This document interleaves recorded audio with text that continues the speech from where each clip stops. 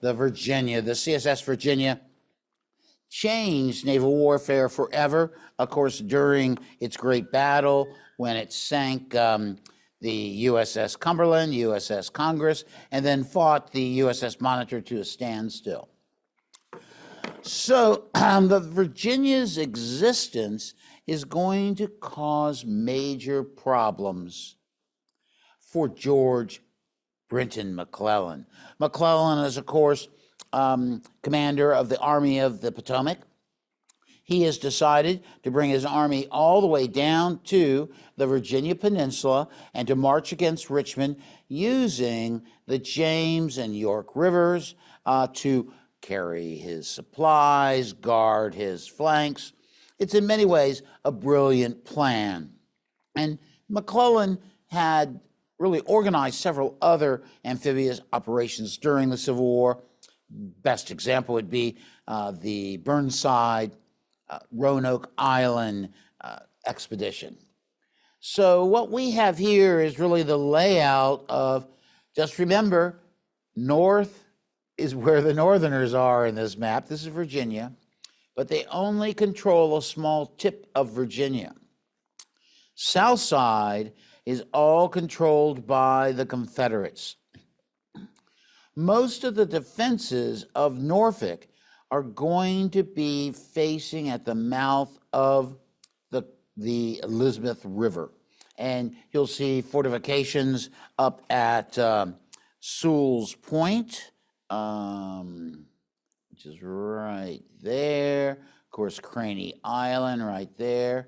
There are forts up the James River, like right there, Fort Boykins. So it's really defended against amphibious operations.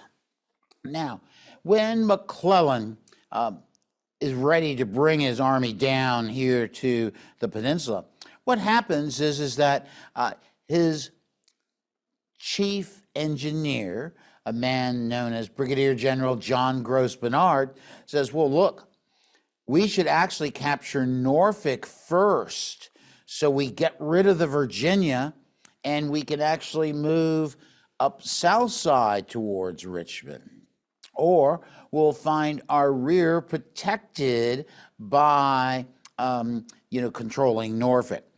It wasn't McClellan's idea, so McClellan says, no, we're not going to do that. We're going to land at Fort Monroe, Camp Butler, and move forward. Now,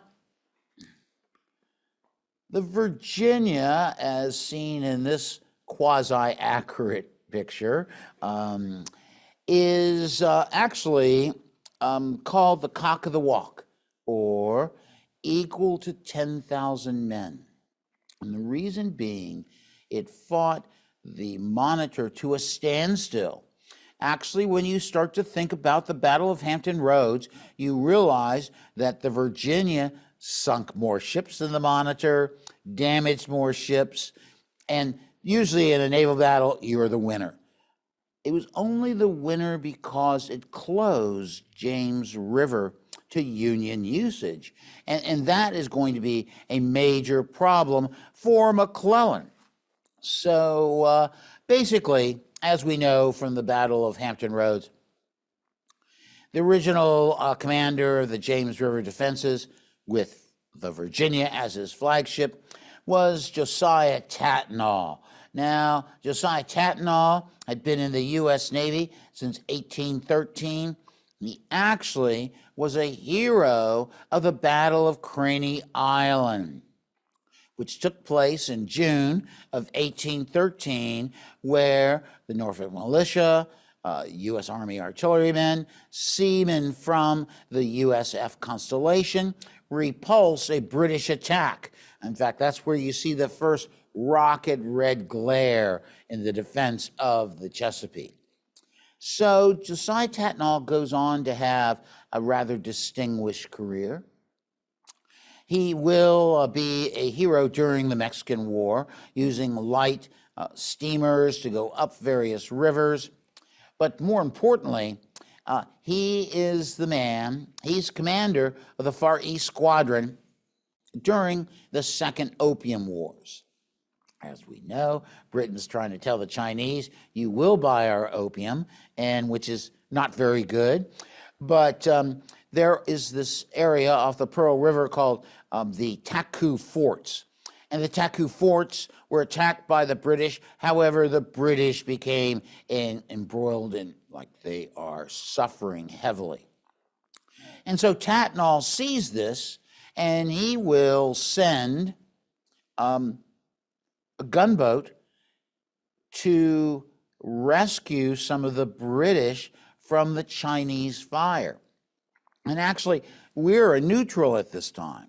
So consequently, everyone says, why are we doing this? We're neutral. We can't get involved with this war.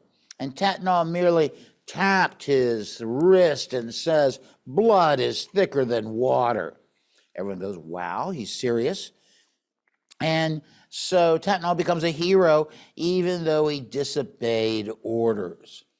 Well, saying that, Tatnall will come back, of course, to the United States. His last duty assignment is going to be commandant of the Sackett's Harbor Navy Yard. So now I got to tell you about Tatnall. His grandfather was governor of Georgia. His father was governor of Georgia. And so he is a high, distinguished personage. And so when the war breaks out, he goes south. He actually will have a small squadron that tries to stop Samuel Francis DuPont's squadron from capturing Port Royal Sound. So this guy is a real hero. So when Franklin Buchanan is grievously wounded, he will take his place.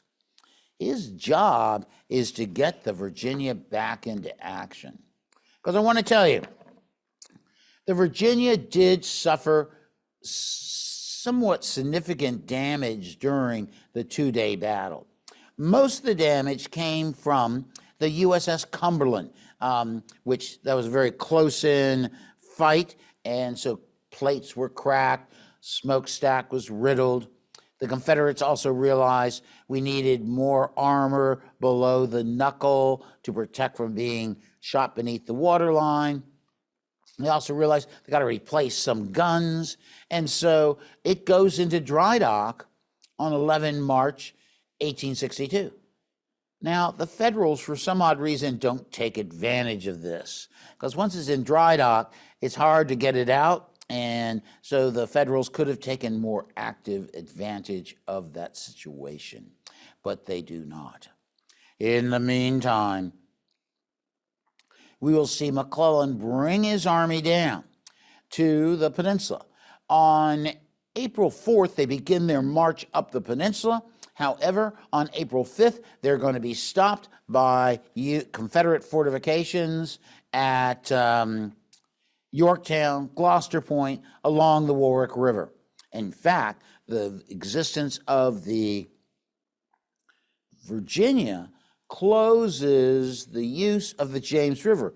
Remember, McClellan's plan was to use both rivers. Now he can't. And at Yorktown, as we will see, is a very narrow part of the York River. And so the U.S. Navy, you see the commander of the North Atlantic Blockading Squadron back then, Louis Malchibez Goldsborough, suffering a dreaded disease known as ram fever or Merrimack on the brain. So he's afraid to do anything, even though he starts to get reinforced with other ironclads, even though the ironclads are not very good, like the Galena and the Naugatuck. So there's a stalemate.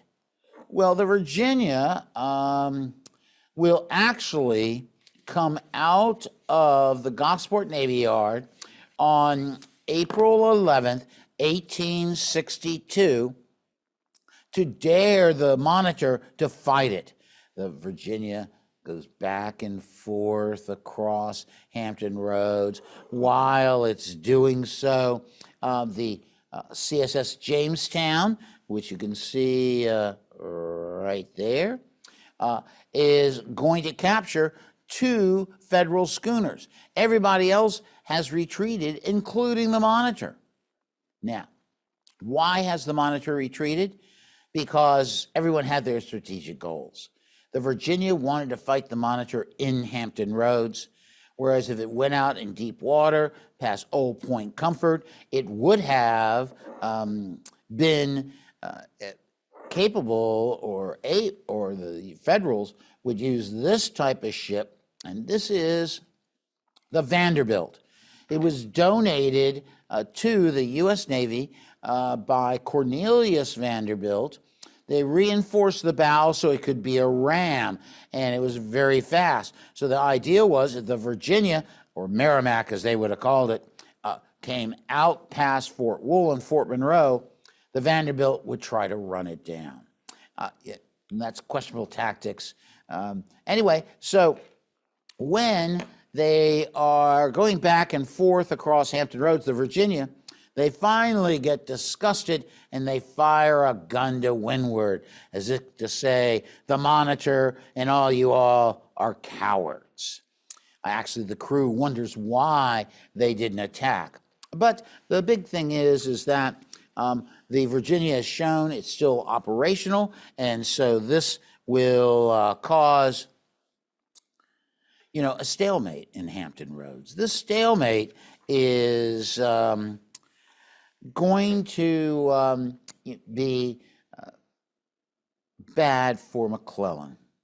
Now, what's going to happen is that the Virginia has to be close to a workshop because of its bad engines. Nevertheless, the engines never break down while it's actually in engagement form. So basically, Lincoln is upset. Why? Well, he's up there in Washington, and he's getting telegrams from George McClellan, and they all say, we're stuck on the Warwick River line. We can't run past the batteries at Yorktown and Gloucester Point.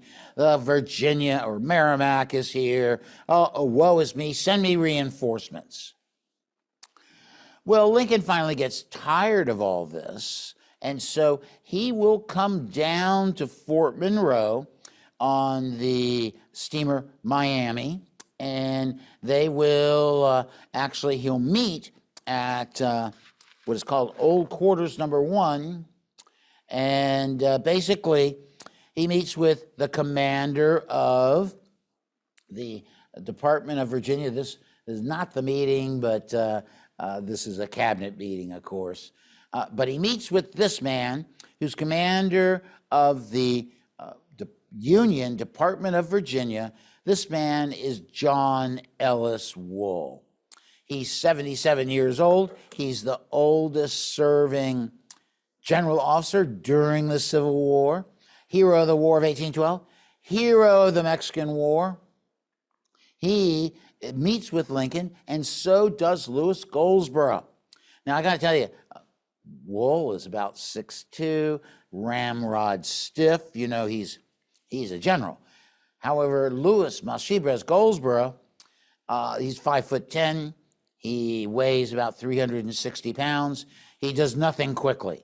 And in fact, he's the one that is afraid of trying to get into the James River. So what's going to transpire is that Lincoln has this meeting, and I don't want to really get to this yet, but that's okay. It has this meeting in Old Quarters Number 1 on Fort Monroe. They're all there, but he wants to meet with McClellan, but McClellan, the Confederates have just retreated from the Warwick-Yorktown line, so McClellan has just fought the Battle of Williamsburg. As a result of that, McClellan says, I'm too busy to meet with you, Mr. President. That's kind of McClellan's attitude. So as a result of that, he just meets with Goldsborough and Wool and some other officers, Edwardville. Now, Lincoln says, what are we doing? Why aren't we in the James River? And Goldsborough says, the Merrimack, the Merrimack is going to stop us. And so Lincoln said, have we ever thought about capturing Norfolk? Well, the big thing is they know all the river batteries that are defending Norfolk, and then there's the Merrimack, as they would call it. So basically, Lincoln goes on a tour of the Union fleet in Hampton Roads. He actually goes on the Monitor. He will actually go on the Galena and meet with John Rogers, who's a distinguished naval officer. His father was a hero of the War of 1812. And Rogers says, well, you know, we have more ships than they do. And if we send a task force into the James River and capture the Confederate forts up there, that will isolate the Virginia. At the same time we send forces up the James River, we can actually send a force against Sewell's Point, which you see right here. So Lincoln is, oh, this is great. And so they make plans to do this. And on May 8th, 1862, Rogers, taking the Galena, the Port Royal, the Aroostook, and the Minnesota up into the James River, while the Monitor moves against Sewell's Point. Now, the Monitor has with it the Naugatuck, the San Jacinto, the Susquehanna. In other words, pretty powerful force. So as they come towards Sewell's Point, guess what? The Virginia emerges. And what does the Monitor do? Turn around and retreat.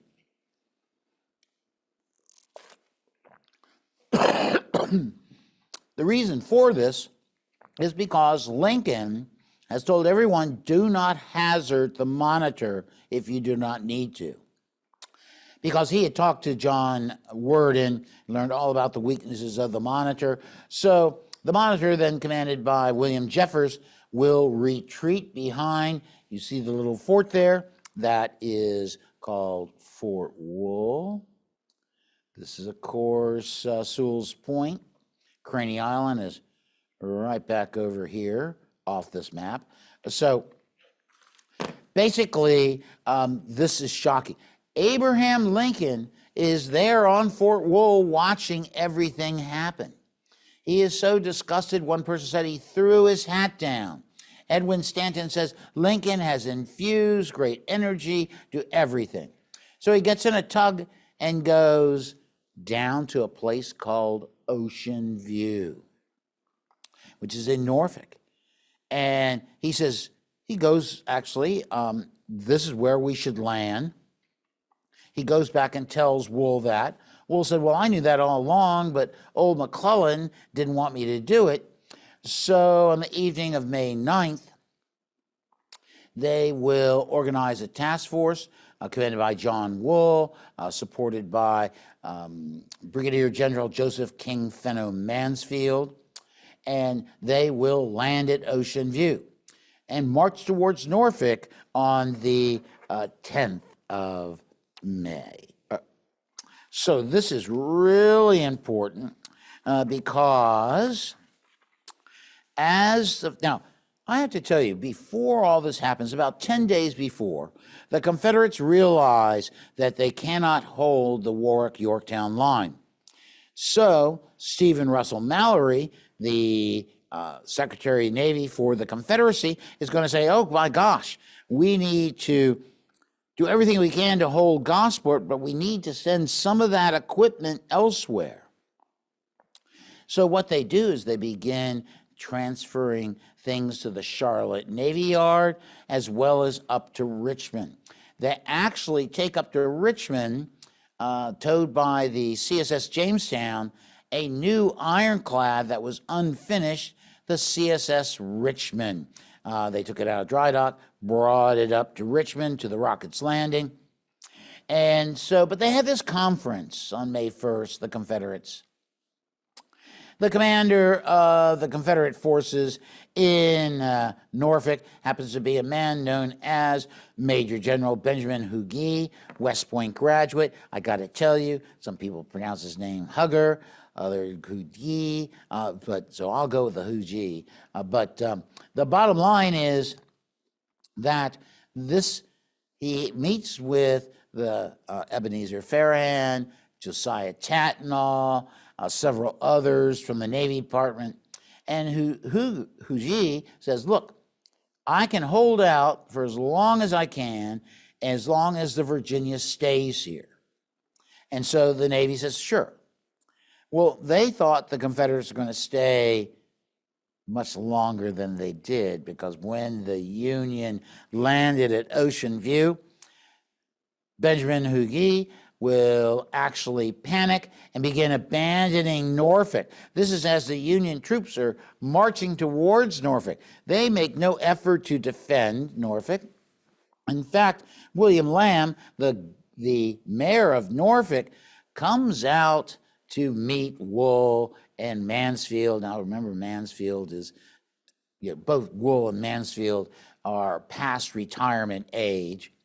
But I have to say that Lamb pulls this little stunt. He's got all these ancient keys and the mace of the city. He makes this great ceremony that takes over an hour, which allows the Confederates to get more stuff away. On the morning of the 10th, when all this is happening,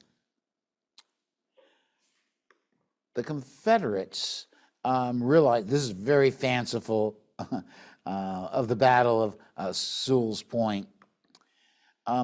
Now, so the Virginia is going to be anchored right down here, okay? This is Craney Island, Sewell's Point. Now, on the morning of the 10th, this is Benjamin Hugi. What happens is that the Confederates on the 10th will start to burn the Gosport Navy Yard. This is the wreckage that's left behind. And this man, John Pembroke Jones, flag lieutenant to Josiah Tatnall, will actually go and find out that the Confederates are all gone from Craney Island. They're all gone from Sewell's Point, and it's the Virginia alone. And so this is John Taylor Wood. So what's going to happen is that the officers of the Virginia are going to have a meeting. And they say, so what are we going to do? We don't have a base anymore. We have a draft now at 23 feet because they put more armor on the Virginia. So during this conference, Tatnall says, we're going to take the ship out and we're going to attack the enemy. We're going to go down game. Well, they say, oh, wait a second. We can't do that. We have the nucleus of the Confederate Navy's enlisted men on this ship, and so we have to be mindful of their survival.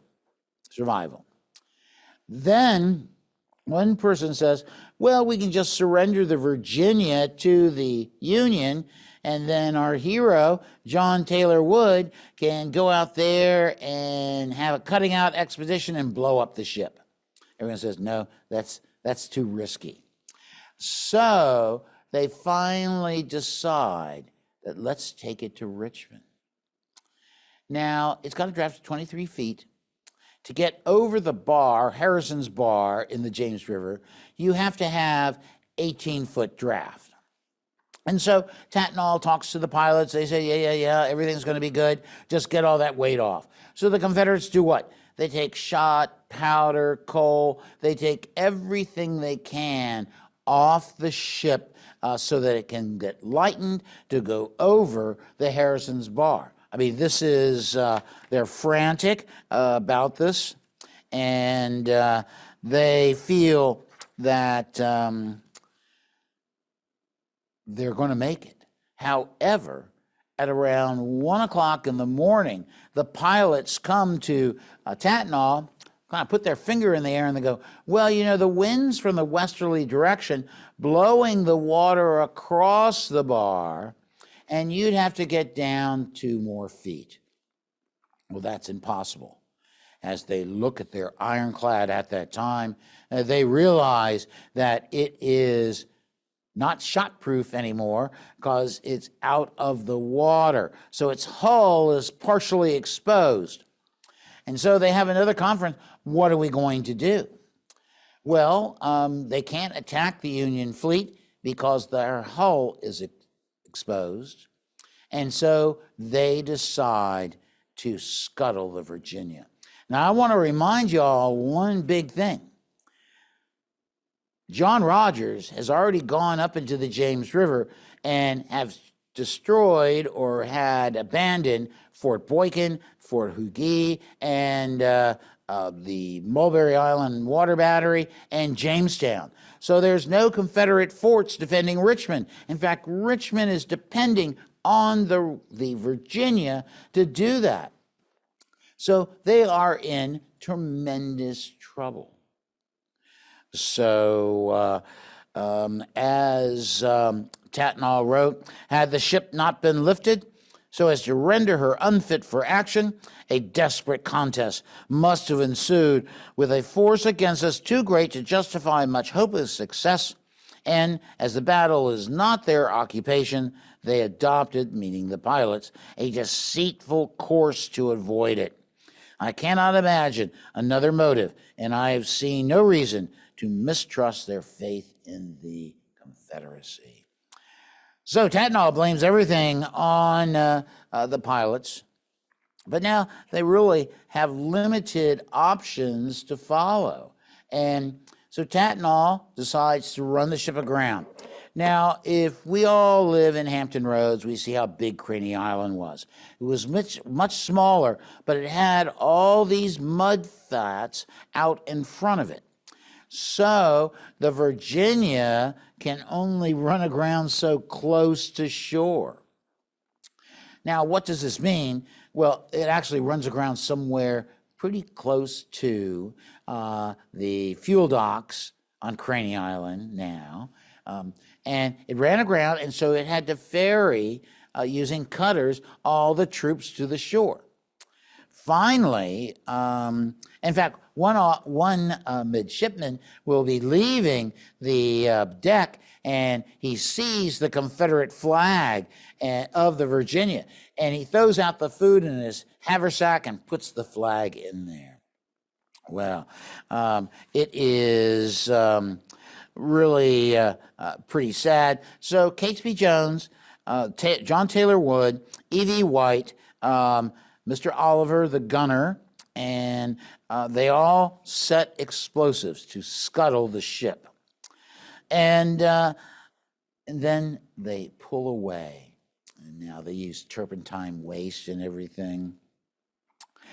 As Jones would let her write, by the light we rowed to shore, by the light of our burning ship. It was daybreak, and the huge ironclad quickly became a mass of flames. A more beautiful sight I never beheld, that great ship on fire. Flames were issuing from portholes through the grating, the smokestack. The conflagration was every time a sight to never forget. Well, as Ashton Ramsey, chief engineer of the CSS Virginia, will say, still unconquered, we hauled down our drooping colors, their laurels all fresh and green, with mingled pride and grief, gave her to the flames, and set the immediate fires roaring against the shotted guns, the slow match, the magazine, and that last deep, low, sullen, mournful boom told our people, now far away on the march, that their gallant ship was no more. One enlisted man, Richard Curtis, will say, he reflected, such a sad finish for such a bright beginning. Now, as they get off of the Virginia is burning, and Catesby Jones, they're on Cedar Lane, which is a road that still exists today in this area. He stops all the men, and according to landsman John Higgins, observed, Lieutenant Jones halted and addressed the few encouraging words to his men. He then said if anyone had a family or friend in Norfolk or Portsmouth, he would not blame them for returning then. But be men, said he, meaning by the words, be true to the South. Only 2 men stepped out of the ranks, and the crew resumed their march to Suffolk. They went to Suffolk and then got on the railroad to Petersburg and then marched to Drewry's Bluff, where they'll have another chance to fight the Federals. Now, I have to tell you, Tatnall merely sends a telegram to Jefferson Davis saying, the Virginia is no more. Now, actually, when the ship starts burning, they went and roused Lincoln and Edwin Stanton, to go up on the parapets of Virginia and watch the ship burn. It glowed red hot. The iron casemate was even a deeper cherry red. And then it blew up, and Lincoln calmly turned to one of his aides and said, she had been a thorn in our side for such a long time, but now she is gone. The loss of the Virginia was devastating to the Confederacy. Actually, it was bad planning on the part of Benjamin Huger's part not to have better defenses, to give more time. Also bad part on Benjamin Huger for not saying, the Virginia needs to get out of here, so they could have really lightened her to get her up to closer to Richmond to act as a floating battery to stop the Union advance. Because as we know, the James River narrows when it meets the confluence of the Appomattox River at Turkey Island. So, basically, the Virginia was a symbol of the Confederates' ability to use materials at hand to improvise and build a ship that endangered the Federals, that could have turned the tables against the Union Navy. It was unstoppable until it met the Monitor, which it fought to the draw. Nevertheless, the Virginia is said by William Norris, those halcyon days as we were in Hampton Roads, guarding against the onslaught of the march of the Northern men. Thank you.